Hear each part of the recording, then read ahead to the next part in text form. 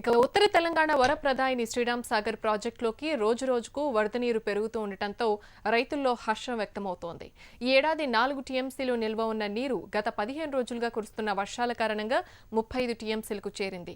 90 టీఎంసీలకు గాను 35 చేరగా 1091 అడుగులకు గాను 1073 అడుగులకు చేరడంతో సాగునీటి విడుదలకు అధికారులు రంగం సిద్ధం చేస్తున్నారు. నీటి విడుదల కోసం ప్రాజెక్టు అధికారులు రాష్ట్ర ప్రభుత్వానికి లేఖ రాశారు.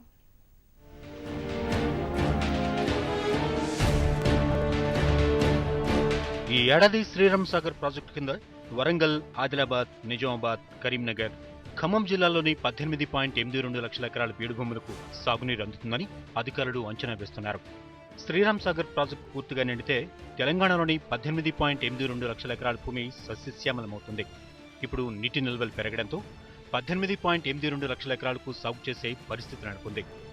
నిజామాబాద్లో 1,60,578, ఆదిలాబాద్లో 1,45,387, వరంగల్లో 4,71,478, కరీంనగర్లో 6,72,900, ఖమ్మంలో 1,28,914, నల్లగొండలో 2,87,508 ఎకరాలకు నీరందించేందుకు అధికారులు ప్రణాళికలు రూపొందిస్తున్నారు. గత 2 ఏళ్లుగా కరువు, వర్షోభావ పరిస్థితుల వల్ల శ్రీరామ్ సాగర్ ప్రాజెక్టు నుంచి సాగునీరు విడుదల కాలేదు.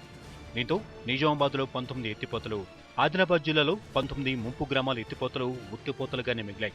2 ఏళ్ల కరువు తర్వాత విస్తారంగా వర్షాలు కురవడంతో నిజామాబాద్ జిల్లాలోని ఎత్తిపోతలకు ప్రాణాధారమైన ఎస్ఆర్సీలోకి వరద నీరు చేరుతూ ఉండడంతో ఆయకట్టు రైతులు కూడా సంతోషం వ్యక్తం చేస్తున్నారు. తెలంగాణతో పాటుగా మహారాష్ట్రలో కురుస్తున్న వర్షాలతో ఖరీఫ్ సీజన్పై పూర్తి భరోసా కలిగింది. ఉత్తర తెలంగాణ వరప్రదాయిని శ్రీరామ్ సాగర్ జలకాలను సంతరించుకుంటోంది. అనుకున్నట్లుగానే సమృద్ధిగా వర్షాలు కురవడంతో పాటు ఎస్ఆర్సీలోకి వరద నీరు భారీగా చేరుతోంది. ప్రధానంగా సాగునీటితో పాటు తాగునీటి కూడా గోదావరి జలాలే దిక్కుగా మారిన పరిస్థితుల్లో ప్రాజెక్టులోకి వరద నీరు వచ్చి చేరడంతో సర్వత్రా హర్షం వ్యక్తమవుతోంది. అయితే ఎగువ రాష్ట్రం మహారాష్ట్రలో అక్రమ ప్రాజెక్టులతో శ్రీరామ్ సాగర్ ప్రాజెక్టుకు భారీ వర్షాలే దిక్కయ్యాయి. మహారాష్ట్ర ప్రాజెక్టులు నిండితే తప్ప దిగువకు చుక్క నీరు రాని పరిస్థితి ఏర్పడింది.